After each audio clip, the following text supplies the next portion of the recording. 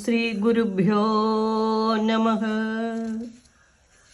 ശ്രീമന്നാരായണീയം ദശകം 1 ശ്ലോകം 4.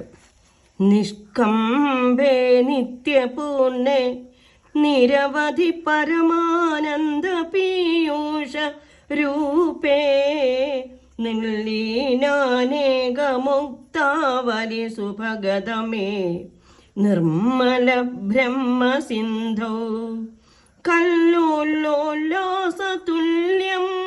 ഖലു വിമലതരം സത്വമാഹുസ്തദാത്മാ കസ്മാന്നോ നിഷ്കളസ്ത്വം സകല ഇതി വജത്വൻകല സേവഭൂമൻ. ശ്രീഹരേ നമഃ. നിഷ്കമ്പേ നിത്യപൂർണേ, ഒട്ടും തന്നെ യാതൊരു ചലനമില്ലാത്തതും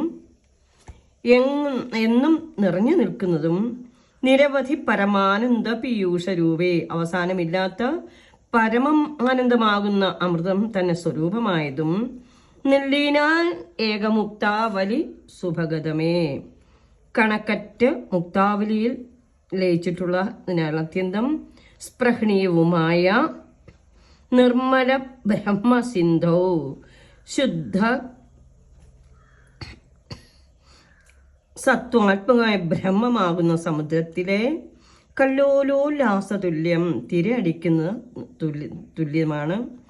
വിമലതരം സത്വം, അത്യന്ത ശുദ്ധമായ സത്വഗുണമെന്ന് ആഹു ഖലോ, അറിയുള്ളവരെല്ലാവരും പറയുന്നുവല്ലോ. തദാത്മാത്വം കസ്മാത്നോ നിഷ്കളഹ, താദൃശ സത്യസ്വരൂപനായ അവിടുന്ന് എന്തു കാരണത്താൽ നിഷ്കളനാകുന്നില്ല? അവിടുന്ന് നിഷ്കളൻ തന്നെ. ഭൂമൻ, എല്ലായിടത്തും നിറഞ്ഞു നിൽക്കുന്നവനെ. സകല ഇതി വജത്വകലാസു ഏവ, സകല എന്ന ചൊല്ല് അവിടുത്തെ കലകളിൽ കലകളെ വിഷയമാക്കിക്കൊണ്ട് ആകുന്നു. മുക്തന്മാരുടെ സമൂഹമെന്നും മുത്തുമണികളുടെ കൂട്ടമെന്നും ആണ് മുക്താവലി എന്നുള്ളതിൻ്റെ അർത്ഥം. അനക്കമറ്റതും നിത്യസമ്പൂർണവും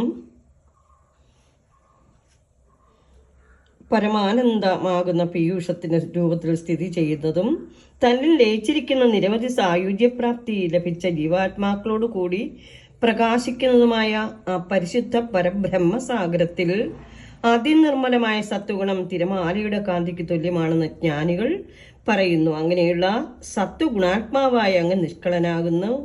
അല്ലയോ വിഷ്ണു, അങ്ങയുടെ അംശങ്ങളായ അവതാരങ്ങളെ സംബന്ധിച്ചു മാത്രം കലകളോട് കൂടിയവന എന്ന വാക്ക് ശരിയാകുന്നു.